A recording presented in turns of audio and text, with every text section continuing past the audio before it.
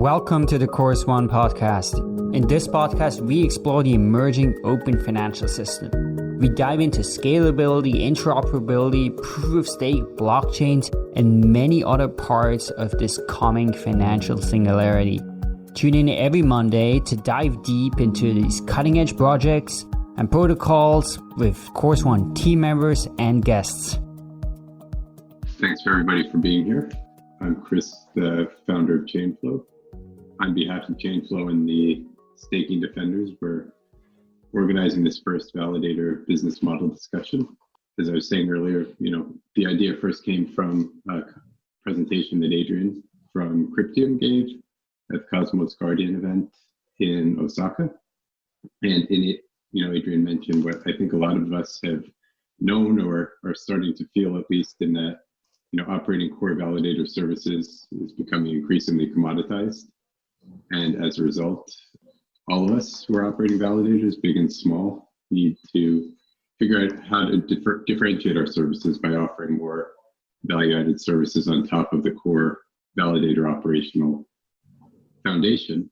And that got me thinking about, a lot of different ideas that I've had, and I imagine a lot of the other validator operators have been thinking about.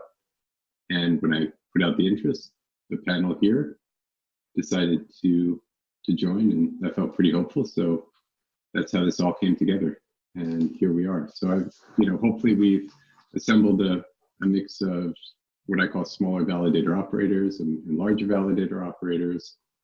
We have Gleb from Staking Rewards, which is an independent third-party, staking platform. We have Konstantin from Daemon, who operates validators, but also provides validator infrastructure, under a white label service, from what I understand. So with that said, hopefully we have a pretty diverse group here, and I would start by doing a quick round of intros, starting with JK. Sure. Thanks for putting this together, Chris. So this is JK from Stake.fish. I'm the operations manager here. Stake.fish is a multi-chain validator. We are supporting around 10 different projects right now, and I guess we do fit in sort of the large validator category that Chris has outlined. Thanks. Who's up, Adrian? Cool. Hey, I'm Adrian, and I'm one of the founders of Cryptium Labs. We originally started the company to run the Cosmos validator, not just running very secure proof of stake validators, under the assumption that the people that build it, so as background, we are fundamentally protocol engineers, are most likely going to be the people that can run these things most securely because they fundamentally understand how they're set up.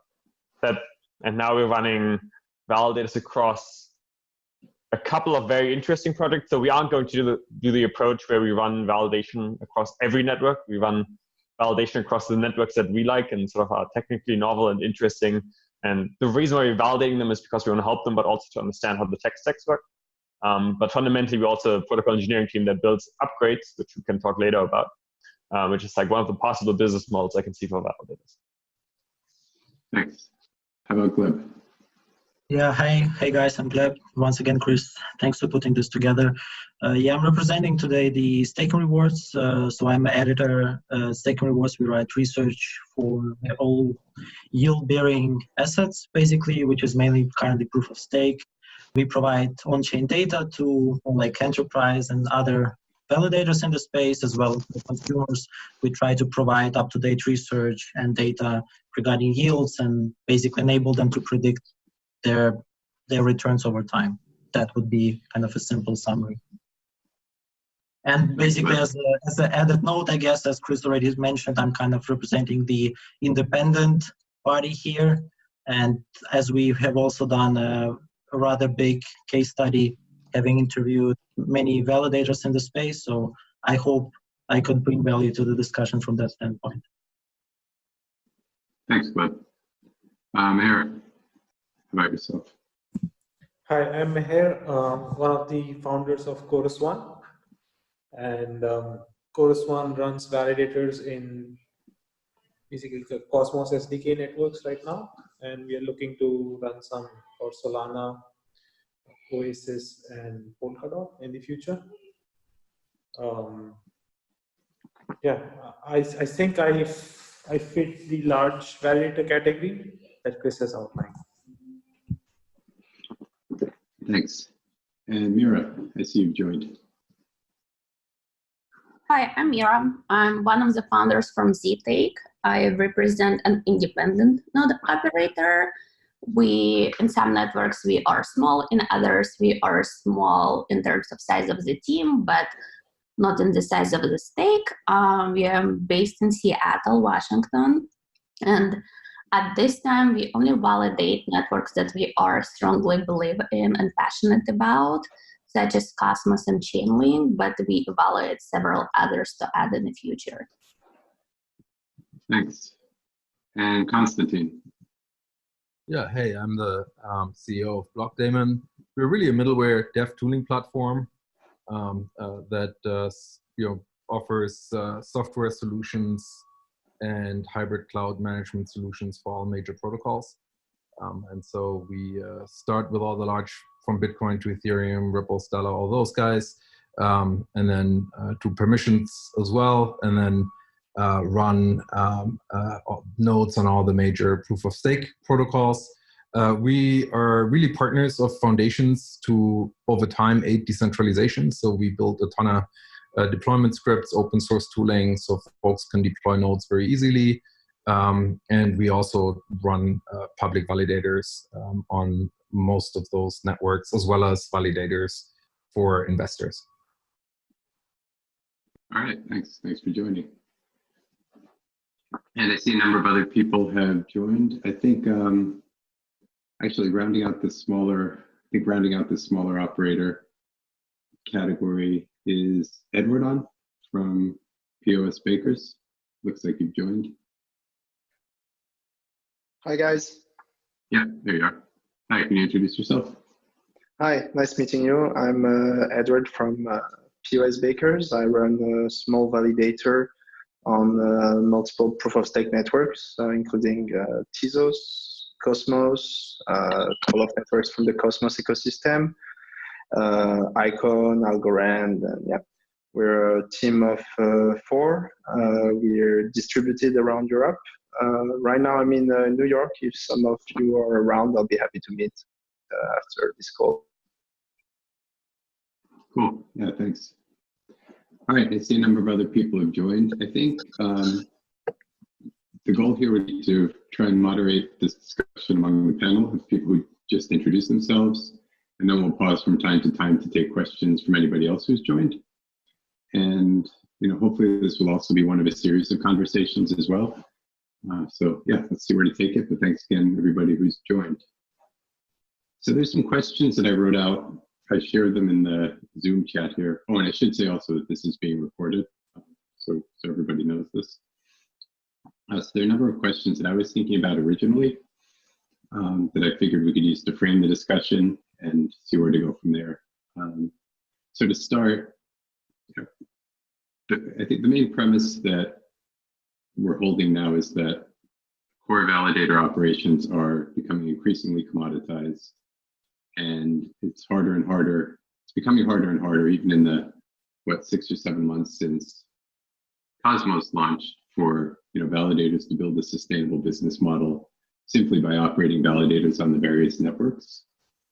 So the first question I would ask everyone is, do we feel this is true across the board? Do we think there's some exceptions where maybe simply running validators could be a viable business model under certain conditions? For example, is a smaller operator not looking for VC-like returns, does someone like that have a shot at actually running a sustainable business? And or, the other thing I've been thinking about is, on one hand, it seems like we have smaller operators who are bootstrapping or maybe have raised, small seed round with a certain expectation on return. And then, larger operators who have raised more money that have a much greater expectation of return. And those two extremes seem to be out of sync. So it seems to be hard to run a sustainable business simply operating validators, with a very small operation and a reasonably small stake. At the same time, running a larger operator, even with a big stake, seems to make that somewhat untenable too. So I guess I'm wondering if there might be a sweet spot somewhere in between where simply running a validator, may prove profitable enough for someone, and if so, what that someone might look like. So with that, I would throw that out to anybody who wants to. So I think we should not. So there are models in which validation becomes very profitable even right now. So one of them is proof of stake fails. Then validation for the 3 winning companies is going to be very profitable, right? So if we end up in this Bitmain model of the world of proof of stake, then Bitmain is making a lot of money, and Bitmain would also make a lot of money if they could sort of have this monopoly chokehold on proof of stake validation. It's just much harder to maintain because with Bitmain had the hardware advantage.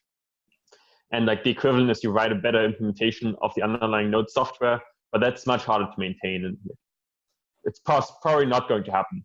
Otherwise, it'd be very sad if proof of stake in this experiment failed.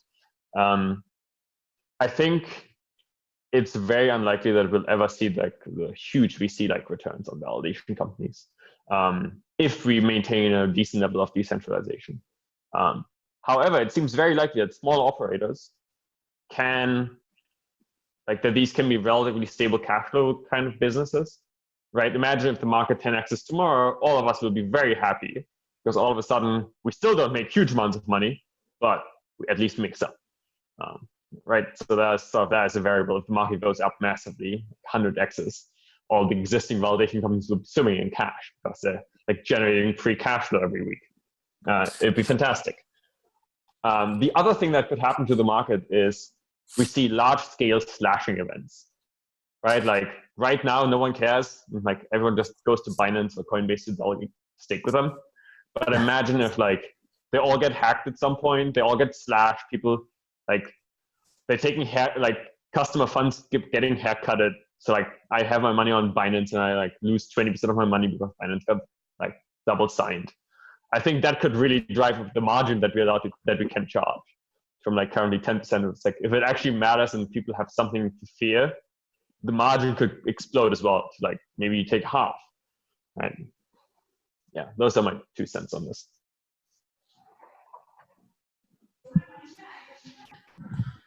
So I have a different view on both of those factors. So first of all, I think there might be businesses in validation, but they will be bad businesses.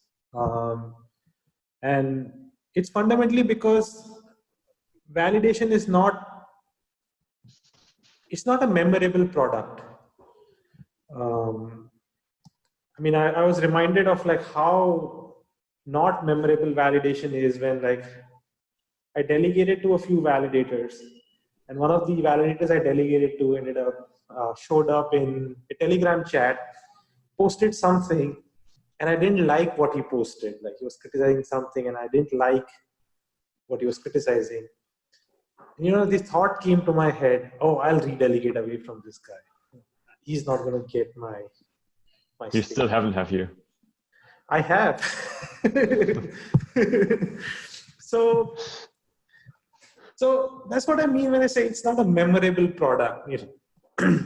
This person, yes, I'm using their service, but they ever need to make the ever smallest mistake and I'll redelegate away because there's just so many options, and another validator's offering is the same as this validator's offering. So validation as such doesn't make a memorable product, and that is why it doesn't make ultimately a sound business. Now, my feeling about validation is even if the market cap were to 100x, it would still be an unsound business. Because what would happen if the market goes 100x? So suddenly, let's say a validator today makes $100,000 in revenue. Suddenly they'll make 10 million in revenue, a revenue rate of 10 million. And all of these validator companies will be swimming in cash for a short moment. But the first thing the validator companies will do is they'll cut their prices, because cutting the prices is how we've managed to get stake, right? And so a boom in the prices will be followed by a price war, and the market will again settle at that situation where the validator is making 100,000 again. So the entire revenues, the total revenue of the validation industry, when networks are designed like Cosmos, and I'm coming from a Cosmos mindset, is actually independent of the market capitalization of the tokens. So that's my long-term hypothesis. And if it is not seeming a good opportunity right now, a bull market might change it for a month or two, but it will not change the economics fundamentally.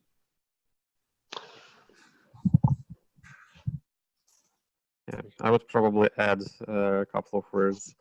Actually, the price war with staking has already started. I think either today or yesterday, CZ announced that Binance is staking tethers for 0 fee. So, but I think what is probably expected is that it becomes similar to mining centralization at some point. Mm-hmm. I know like if proof of stake centralizes that much, like these tokens should be valued at 0 effectively. Yeah, I mean, there's a lot of competition in the validators business, and I think right now it can be a sustainable business even for small validators. Ourselves, we're kind of sustainable, but I have this view that it might tend towards being unsustainable because of increased competition from other players like custodians and exchanges, who both have actually kind of an interest in charging 0% fees in order to attract more users on their core service. In the case of custodians, it's like the custody of the funds. In the case of exchanges, it's like trading, and that's where they make their revenues. And then they can afford to offer validation at 0% as an add-on to their core offering.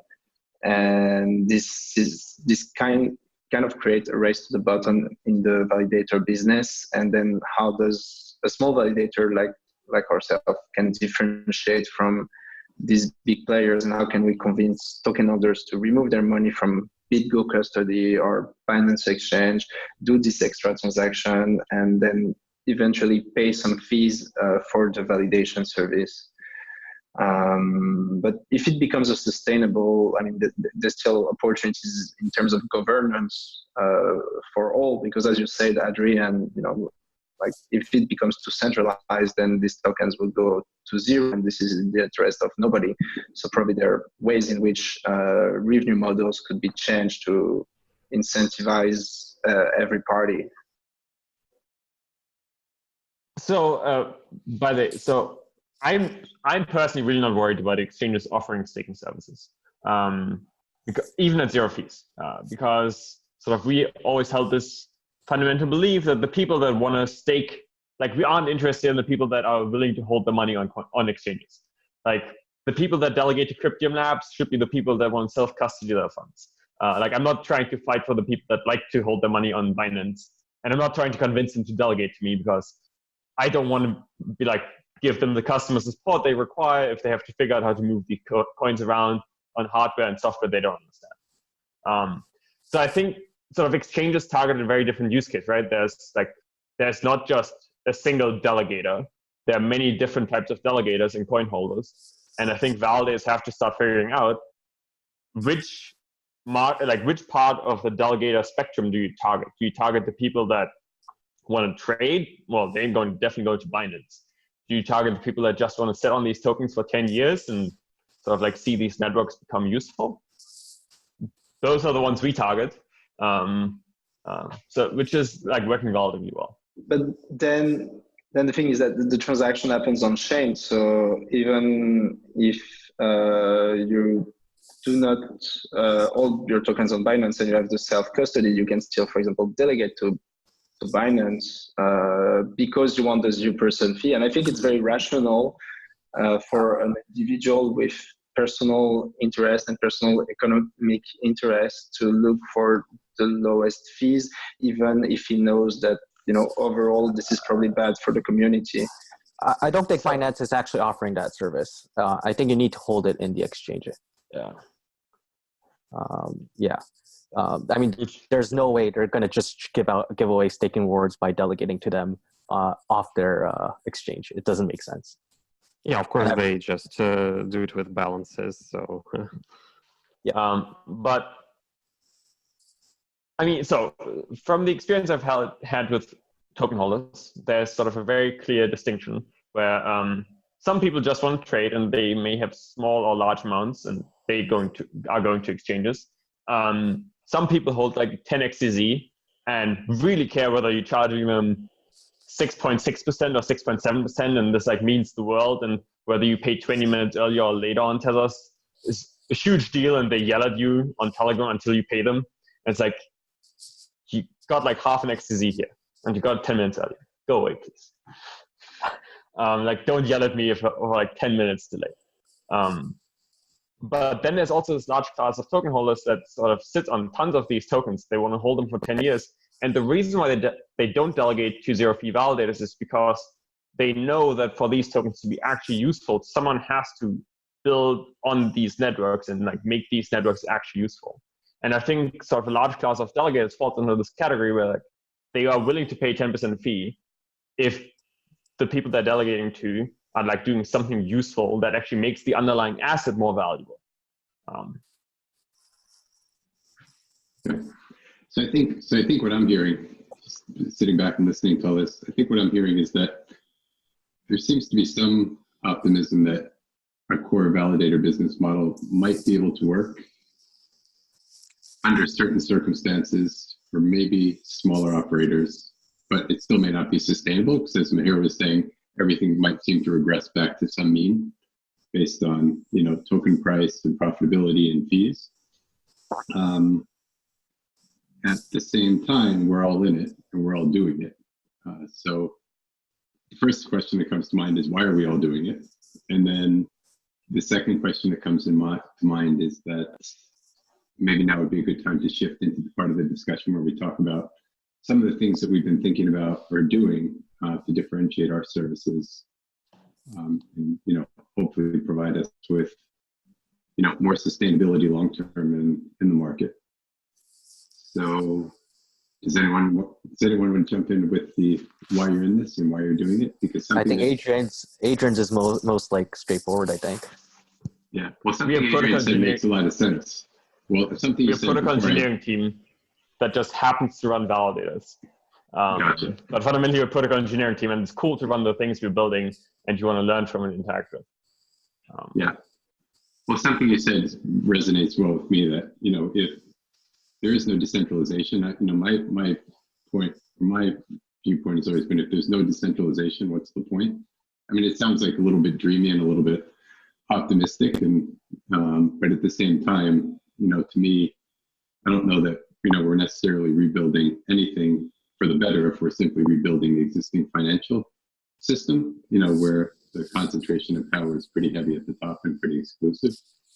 So, you know, one of the reasons I'm doing this, for example, is with faith in decentralization to help, you know, a new group of people, you know, access these pools of power that have typically been controlled by a smaller group of people with access to financial power, which then leads to, you know, different types of power within society. So again, idealistic and a little dreamy, but I would say that in addition to enjoying running the validators, enjoying communities like this, enjoying the potential of, you know, trying to create something for the future is one of the things that keeps me motivated. But that said, too, I enjoy it, and I'm hoping, you know, over the long term to discover some way to keep this going. So that's somewhat why I'm in it. And then Adrian's in it because they're protocol engineers who happen to run validators too. How about anybody else? Well, from our end, we're very bullish on proof of stake. We're happy to contribute to the decentralization and the building of these networks. We come from finance and engineering background, but mainly finance for most part of the team. And we actually see, staking like as some kind, in the future blockchain world. We believe, staking could be an interesting alternative to the current account interest. And what's driving us is actually, rebuilding the financial landscape via blockchain. Yeah, we also subscribe fully with what Edouard basically just said with the growth of proof of stake space. It's also a very exciting field of research, because like what the problem we are at right now is kind of we end that prisoner's dilemma in a way with the race to zero fees. Is that like why would I delegate, like being a rational actor, right? Why would I delegate to someone who has more than zero fees if the zero fee option is on the table? So we kind of need to come up with ways how can we kind of not distort, but adjust the payoffs, the metrics to really bring a lot of value, or like to research the ways how we how validators could bring value to the token holders. And that's also one of the tasks, one of the missions kind of with which we conducted the research. And it's also with the speed the space is going, it's kind of being at the forefront and seeing it firsthand is very interesting and exciting thing. And one of the outcomes was as well that education is super important, because like we need to, as well, like when we are talking right now, Ether 2.0 going like to proof of stake at some point, right? Many people who are just holding Ether, I mean, at some point, I highlighted, I stressed it at some point. So basically we need to ensure that those people are educated with something which is not as straightforward for people as staking, as well as having seen the UX and UI of staking in many instances. So there's a very important job of education and knowledge spreading, which needs to be made for token holders, mostly I would say in retail. And that's kind of one of the missions, I would say, which I think are ambitious enough to pursue. That's kind of why we are in this. I'll go next. We recognize the value of being the keeper of POS networks. And we already see the value sort of accruing. It's just that we're not sure how to monetize it. What I mean by that is we're the closest ones to the networks. We understand the code. We understand how to run the nodes. We're close to the project teams. We're also close to the investors. We're also close to the community. We basically have the heartbeat of the entire project and all the participants of it. Like, how do we make use of that and turn it into a sustainable business is the question that I mean we're still trying to answer. But we know that there's value already accruing just by the fact that like we constantly get engaged by everyone. So there's definitely value that we're providing, and we just need to understand how to make it into a sustainable business model. I'll go next. I think there is a time and place for independent validators with a smaller team and smaller access to capital. I think the trick is not to compete with large validators with the same tools as they do. So there is no point to participate in a price war. If the delegator wants to delegate to somebody with zero fees, there is literally nothing I can do to persuade that person, to delegate to somebody else who charges 7%, 10%, or even more. I think as a small validator, what we can do and what we need to do, we need to focus on a chosen market segment and stick with it. There is no point to be like Stake.us, who validates 16 different networks. Like, I would not be able to compete with them. It would not be sustainable in terms of resources, money, marketing, education, and everything and so on. What Ztake does, we are hyper-focused only on networks that we are very passionate about. So let's say if we have a bear market and my validator isn't profitable for 2.5 months or 3 months, I can still keep doing that because I'm enthusiastic and passionate and I believe into the project. So unless we believe in that and unless we are focused only on those projects that we see a future in, there's going to be very hard for us to survive. And so like there's several things as independent validator I can do to stay in a business. One, things that we do internally, like optimizing operation, thinking about costs that we pay, thinking about which networks to add to sustain ourselves. And the other thing that we do externally is also education and building a small community. Of course, there will be Starbucks. Like in Seattle, we have Starbucks, maybe even like 2 Starbucks in the same block, but people still go to local coffee shops. They can buy the same coffee there, maybe even be better quality, maybe worse, but you always see a local coffee shop with the lines in it. So I'm seeing myself as that small local coffee shop that if we build a community right, people will still come. Of course, it wouldn't be as profitable as Starbucks, but there will still be a place for us.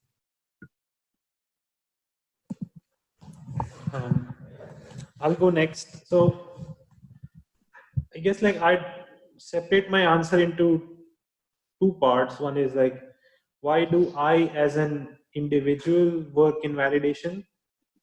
And then why does Chorus as a corporation work in validation? Because the incentives of the individual and the corporation are very different. The corporation cares much more about profitability than the individual.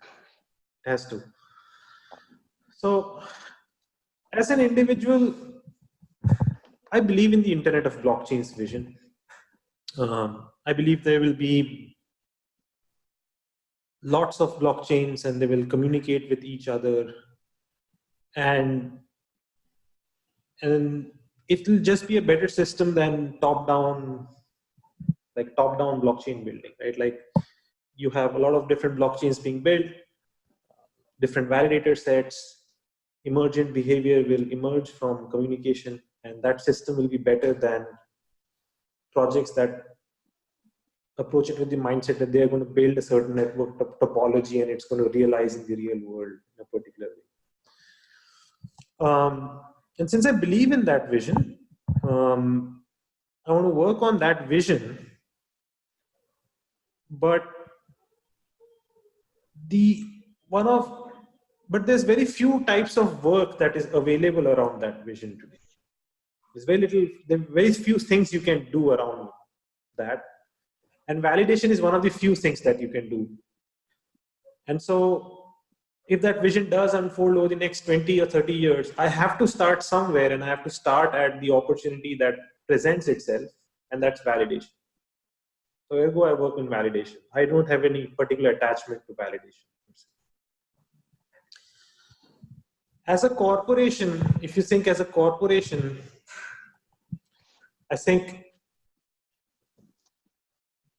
when corporations grow successful and they grow big, they behave differently. But when corporations are very small, the key focus of a corporation is to find a large market, large untapped market, where they can build a differentiated service and they can have an impact in that particular market. I'm skeptical validation is that market. But I also think the odds are high that the adjacent possible of validation offers such opportunities.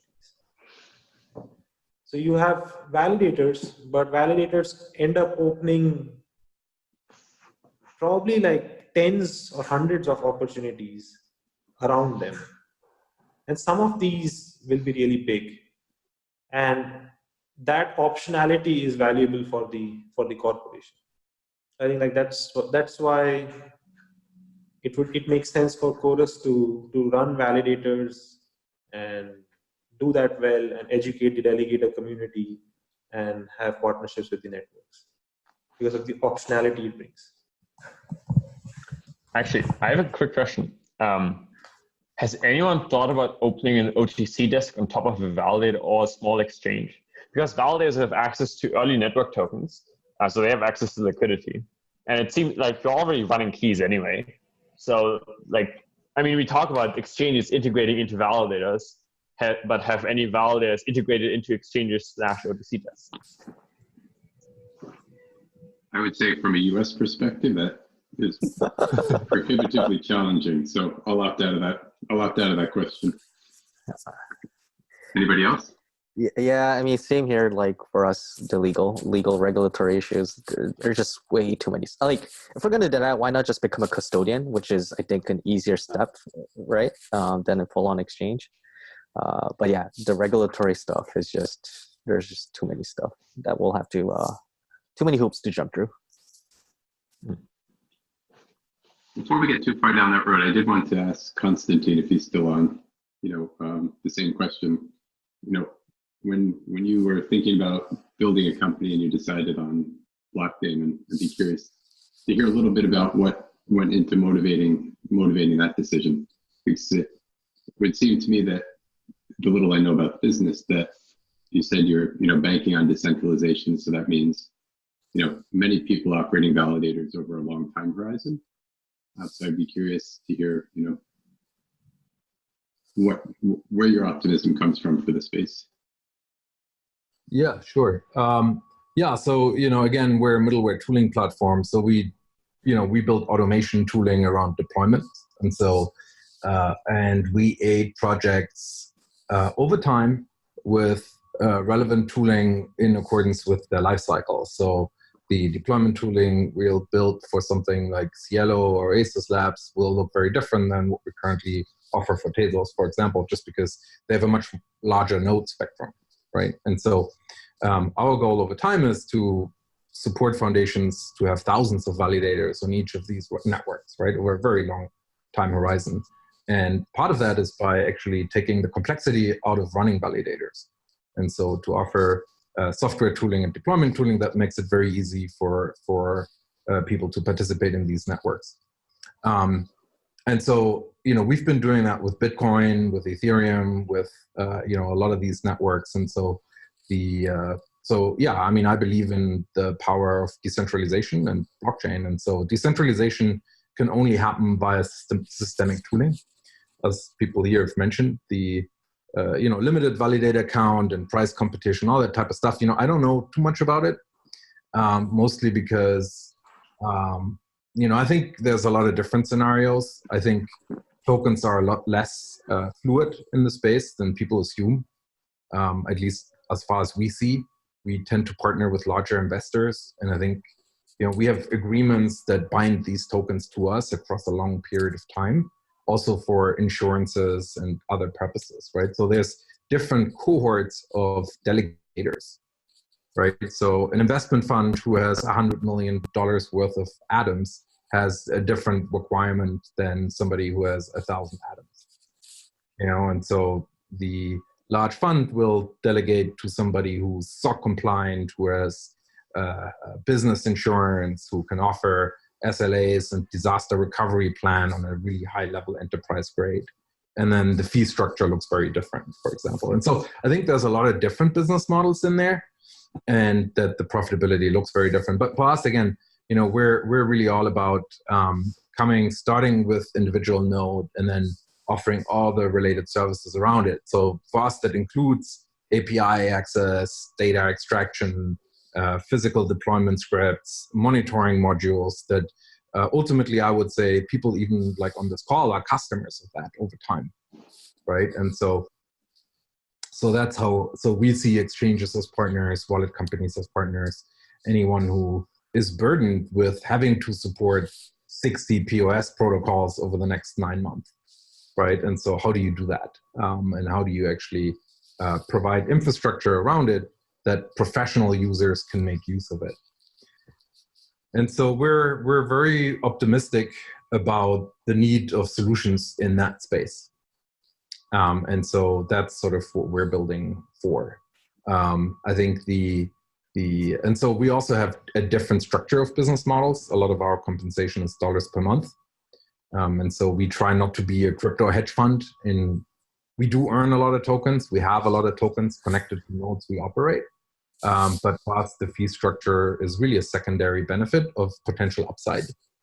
versus collecting dollar payments per month to run individual nodes. And that said, like the bulk of that revenue comes from, at this stage, non-staking node networks, mostly because the staking networks are still very early in the maturity stage, right? And so we can run a lot more Ethereum nodes than we can run Cosmos nodes, for example, or Bitcoin nodes, or even Stellar or XRP nodes, or something like that. And so we have a different blend of structures. But so our goal is, we believe there's going to be millions and millions and millions of nodes, and we believe for true decentralization to happen, these nodes need to be able to be deployed in seconds. They need to be able to be deployed anywhere. There needs to be load balancing. There needs to be APIs for these networks to survive attacks and functionality.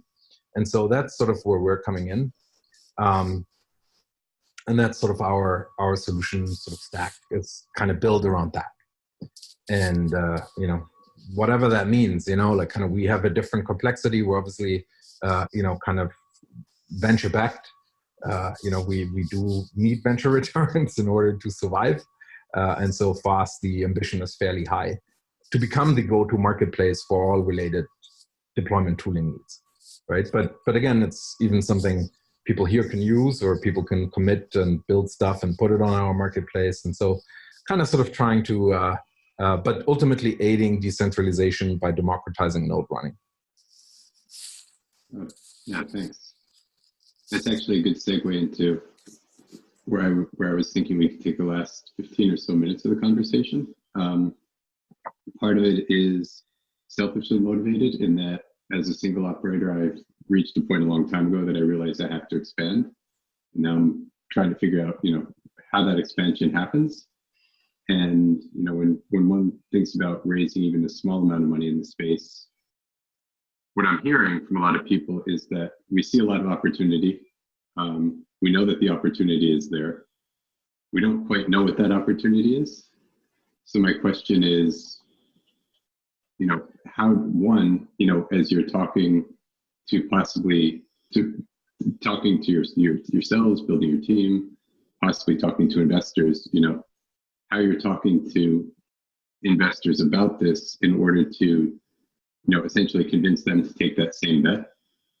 For example, we're all betting with our attention, our time, and our skills. But, in order to maybe raise money to, say, get through the next 2 years, we have to convince external entities possibly to, help us through this period. So I'd be curious how, you'd be talking to others about this potential, in a way that's abstract enough to reflect the current state of where we are today, but also concrete enough to get them to believe in making that bet. And then I guess I would tie that to, what business models may you be looking at or thinking of or actually working under now that seem to be working or seem to have some promise. And finally, adding a third leg to that stool is, how does the pressure to generate returns impacting your thinking about how quickly these models need to emerge?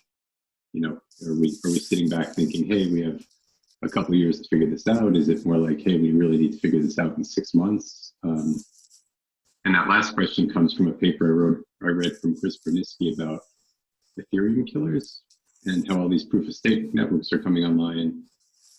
They're likely to result in a glut of smart contract processing capacity, akin to the telecom boom of the early 2000s, late 1990s, where tons of investment was made in internet infrastructure. Things were, completely overbuilt.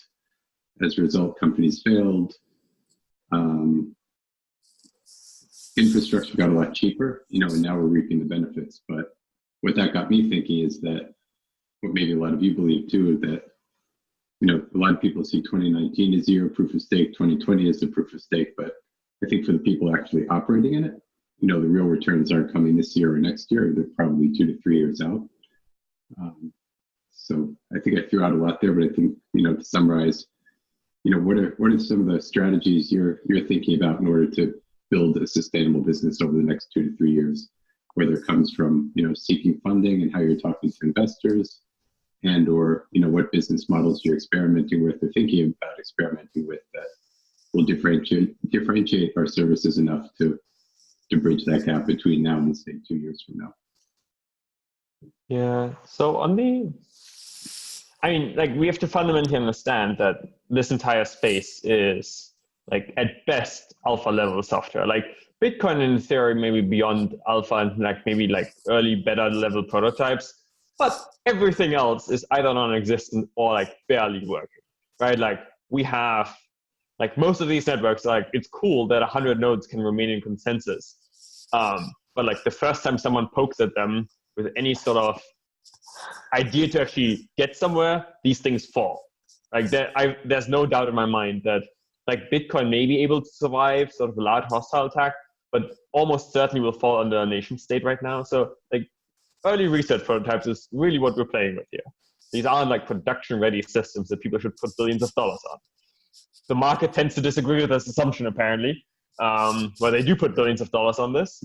But generally speaking, so from a technological perspective, they're early research prototypes, right? And so the way I approach this in most cases is that given that the space survives, and that's by no means given, really, the people that know how to build, extend, and maintain decentralized protocols and applications stand to make a lot of money at some point in the future, once we know what this future actually will be.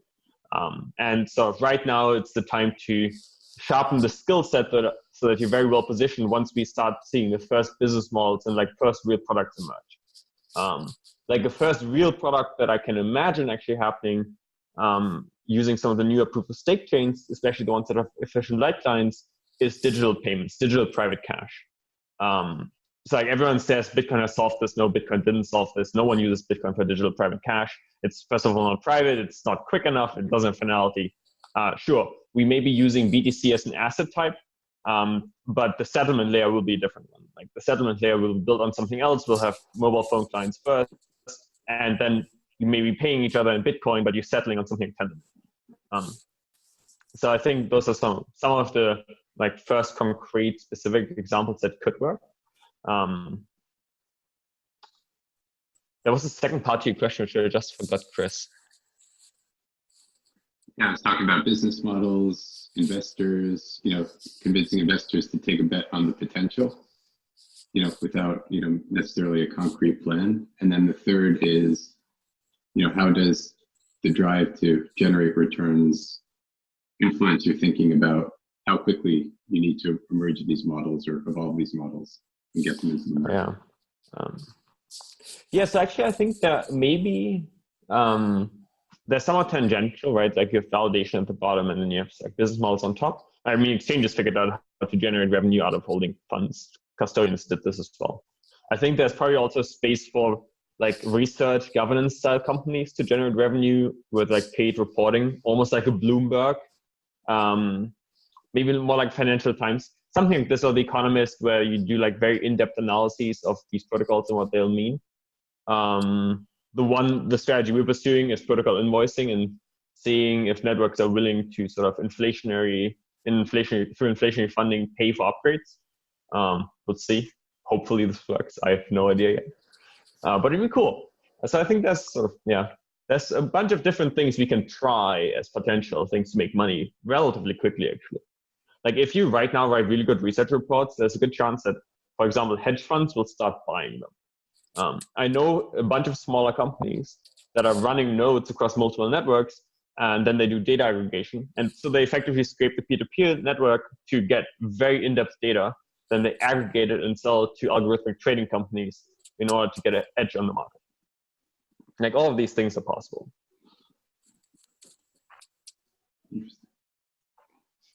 Anybody else? Gleb, do you want to say anything from that perspective of people writing these reports or writing reports like that? Yeah, so this is one of the strategies I think we had in mind, basically, because we provide on-chain data. We're being able to aggregate the data, and then we're also currently looking at the ways how to basically package it and how to monetize it. So it's attractive for us as well as for our clients. So we are kind of there on the data provisioning side. We are not necessarily, we are not dependent on like we are not binding our investments into one particular protocol, which gives us more the flexibility, and we are exposed to, in my opinion, less risk of 1 or 2 or 3 protocols failing because we are betting on the space overall. That would basically be my 2 cents on the data provision. And I also like the idea which Adrian said about basically writing some governance research, digging really deep. This is something I'll have to basically look into because it's definitely an exciting thing. On a side note, as I also work at the Deutsche, because you asked how do you sell this whole space to investors. I also work at Deutsche Telekom basically, and we recently raised internally money to provide validator infrastructure to various networks for some tailored enterprise clients basically. And the way we sold this in a way is that we argued this is the next iteration of the public infrastructure, because like we had with phones, basically with phones we connecting people, but then with internet you kind of connecting people and organizations line to business with one another. But now with blockchains you can actually kind of build the infrastructure for all the payments and commercial flows happening like in peer-to-peer way. And this infrastructure has to be public. We're a big proponent of public networks, so this basically shifting to the public blockchains, and this is what we see. And basically building up this infrastructure is something worthwhile, and is the next logical iteration for infrastructure provider like big telco, for example, to do. So that's how in this particular limited case, which I don't think applies to many people, but in this case, we managed to sell it in that way. If that answers your question. It does, yeah, thanks. Mm-hmm. We have a few more minutes, so. I'd also like to chip in on the second question that you had about different business models that we are experimenting with. I think we realize at the moment that attracting larger customer base is really hard, and it will be a prerogative of larger validators with a bigger visibility.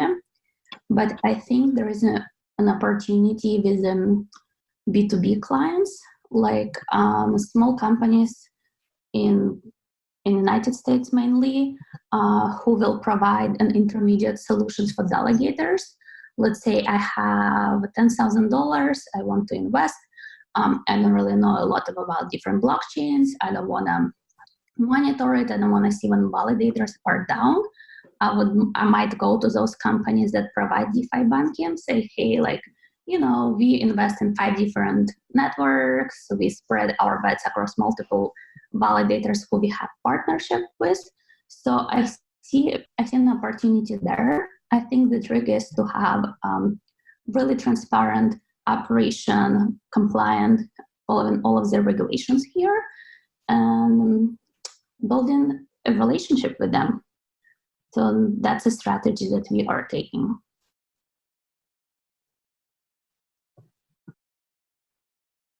Anybody else? Meher?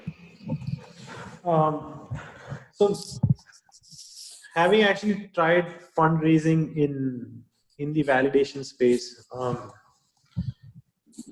I've come to the realization that VCs,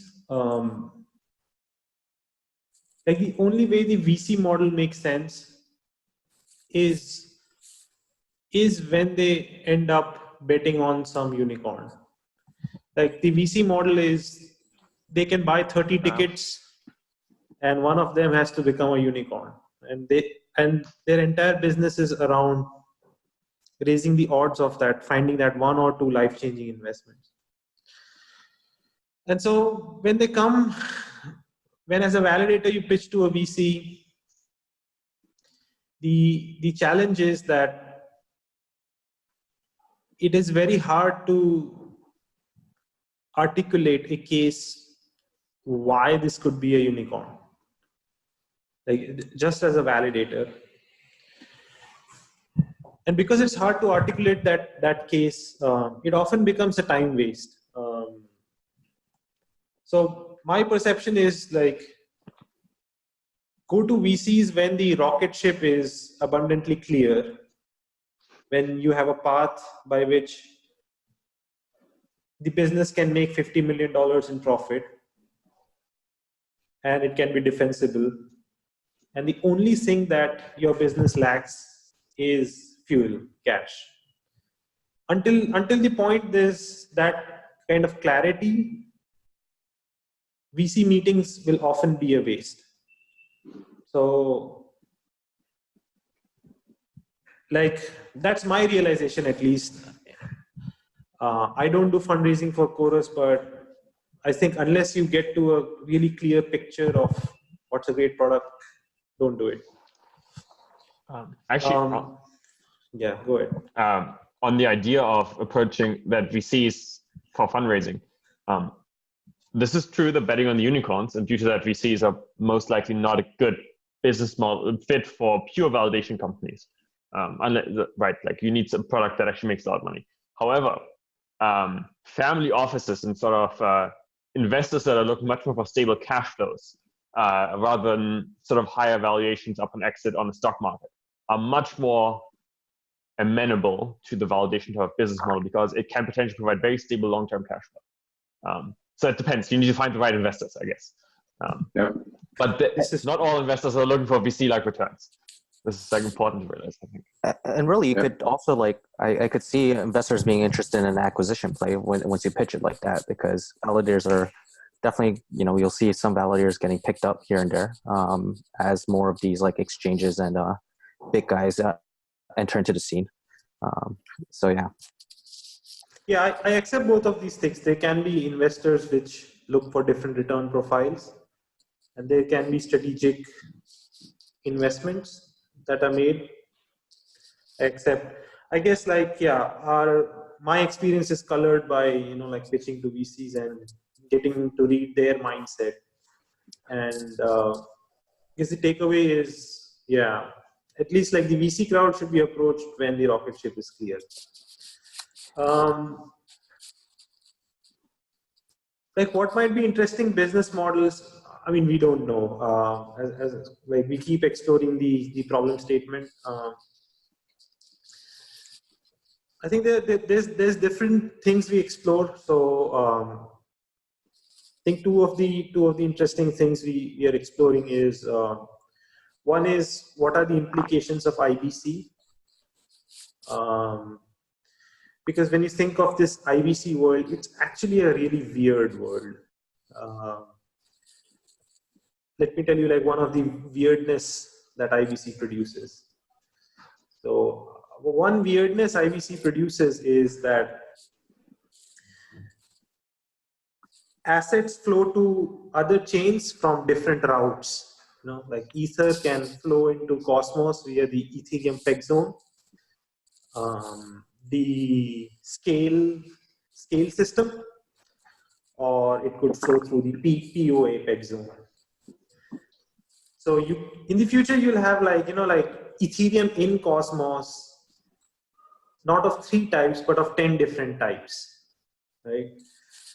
This is going to happen for every asset. There's going to be 15 types of Bitcoin, 20 types of Ether, 5 types of dots. So, especially on the dots case, I would disagree. I think IBC as a protocol lends itself very well for point-to-point routing. But I don't see that like anyone that wants to send dots from, let's say, Cosmos to Tezos is going to route this packet through the Polkadot zone, like through Polkadot.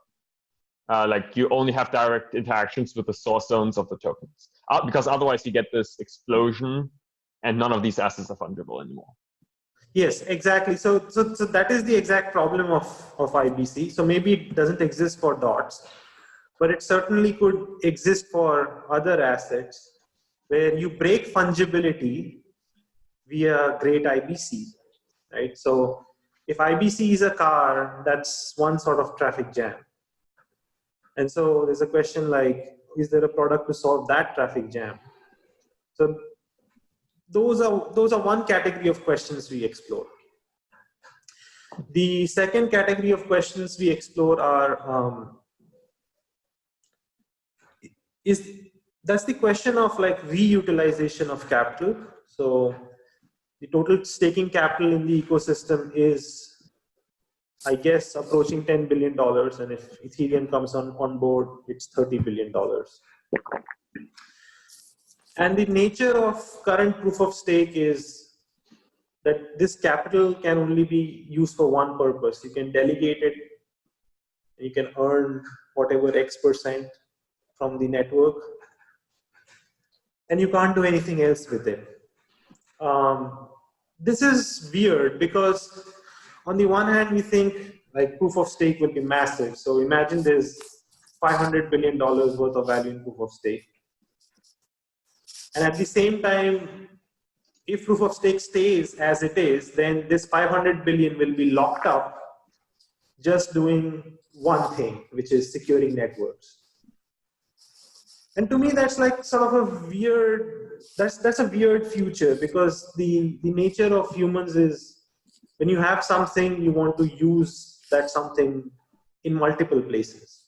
So people will want to use that 500 billion to power other things beyond network security. That's my fundamental intuition about the future. People will want this. People will want the reused stake capital. And so, how do you best enable it? This problem statement is not simple, and we are exploring that problem statement. Thanks. Chris, do you mind if I add something really quickly on your questions? And no, not at all. If everybody has another few minutes, we can give everybody a chance to have their input, and then we'll start to wrap it up. But yeah, please go for it. Yeah, because I was trying to think about how to sort of frame how we're approaching this, but I guess it could be just summarized as just realizing that like the actual business models that exist to date in this entire ecosystem, this entire space, are miners and exchanges, period. Like we're just one of the, actually we might be even in a more fortunate position because we actually have cash flow, actual cash flow, of course assuming we liquidate the tokens that we collect as fees right away. So I don't think we're in a position where we're the only ones laggards, where we haven't figured stuff out. I think the entire ecosystem is trying to figure out business models, even project teams themselves. It's some of these applications have tokens, and they're trying to find ways to accrue value to their tokens, and they're already struggling with that. We're just in a similar position of trying to find out how to accrue value to our business. So we're keeping that in mind. So we're trying not to rush to double down on any bets for now. We're experimenting. We're doing a bunch of research, and if at all this sort of is an experiment and fails, I believe the market will do its job. A lot of validators will go out of business, and then the few remaining ones will be able to prop up their fees, and then then newer ones will be able to come in. So I believe at the end of the day, the markets will definitely take place and make sure that this networks are securely secured. Yeah. Thanks. Edward, any final thoughts you'd like to share? Well, from our end, we're a pure validation business at the moment. We're exploring a couple of business models like consulting, for example, which are not the most scalable business models. We have a lot of ideas into building decentralized financial products, or financial products that would include a staking component within them. But this is a lot of research stage at the moment. Like there's nothing ready from our end yet to release. The validator business is complicated, especially on the differentiation part. It's very hard to differentiate. I believe it's a functional business as opposed to emotional businesses. Clients are really focused on uptime, quality of the network, KPIs from the firm, hardware they use. But I'm also looking into ways to make it more emotional. And I really like the analogy of Mira, that you use with the coffee shop. I think it's a very interesting way to see the business. Like there are small coffee shops that survive among Starbucks, and I think people go to these coffee shops for emotional reasons because they have a connection with the firm. And this is probably an interesting way as well to differentiate for pure validation businesses to become more emotional in the way they market themselves. Not to criticize that at all, but I have seen a lot of like nationalistic, I think, approaches to like validation. At least that's what I've seen in Korea a few times. And like, actually, I'm sort of a bit worried about that. I'm not gonna lie. But yeah, I do agree. Yeah, I do. It does make sense to like be emotional and connect with your customers. But yeah, just pointing out what I'm seeing here. Actually, I think a lot of validators don't understand how much power they hold. So you can do a lot of funky things with it, right? For example, I just thought about this.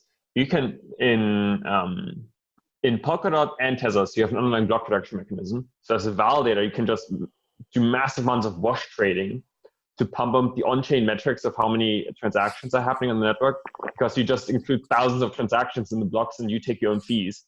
And so if people are relying, like building these on-chain metric systems in order to do algorithmic trading, you can do all sorts of interesting things. So I think validators should not underestimate how much cool shit we can do if we like start playing around with the protocols we're actually running. That may make a very good avenue to get like business models going, by the way, because it's like a very niche thing. It's highly specific. But very niche, highly specific, yeah, requires a specific skill set, yeah. All right, so Mira or Konstantin, any final thoughts you'd like to share for now? I mean, I'm just thinking, yeah, from the investor side, I agree. I think, these, well, first off, I want to say that I totally concur that this total frontier tech, and we're very early. I think there's super interesting components in helping these networks to grow in functionality. I think cost of capital needs to be tied to a vision that needs to be well narrated, believable, and somehow trackable. And so, that's not easy. And, there's ways to go about it. We always like taking institutional money just because it forces us to build very close to actual use cases and customers. And so it can enforce a good discipline early. But that said, there's also, again, a lot of very different types of investors. And so on the crypto-centric side, huge funds that make a ton of bets on these ecosystems surviving might have an interest in supporting particular validators because they need these in order for the former statement to become true. And so, yeah, and so I think, so I'm kind of bullish on it. I think that you are going to see consolidation. I think there are enormous challenges with POS systems in general. I think Polkadot has an interesting reward mechanism that might be able to address some of this. And I think we haven't seen really the end of it yet. Cielo also has a different reward mechanism. And so I think there's a lot of innovation to come in 2020. And, I think this is going to be interesting to see how it all unfolds. So, thanks. I guess on a final thought, I'd like to say that it might seem that the deck is stacked against smaller validators and it's impossible to compete, but real world examples in different industries show that it is possible. And some of them startups and companies were able to do so. And we also came into the blockchain space for decentralization and hopefully building a different kind of system. So my hope is that, the decentralization will prevail and it will be a brighter future for all of us. If I can make one statement, sorry, just to that, I think it's much easier for smaller validators to build a sustainable business model here. I think because once you start operating on a different level, the add-on costs of doing so are very, very high. So if you can be one guy running 3 top-performing validators on 3 large networks, you can make a very good return. Agree. I think the goal is to stick with no more than 5 networks, though. All right. Well, that sounds like a nice, hopeful note to end this part of the conversation on. So thank you, everybody, for spending this time with us. And yeah, I mean, it sounds like something we may want to do every few months to see how things are evolving. And let's see where to take it for now. Take it from here. But yeah, thanks again for participating, and talk to everybody soon. Okay. Thank you, Chris. Thanks, guys. For organizing. This was awesome. Thanks, guys. Bye-bye. Thank you. Bye. Bye. Thank you for listening to the Chorus One podcast. Visit chorus.one for more information about our work. Don't forget to subscribe to the podcast to stay tuned on new episodes airing every Monday.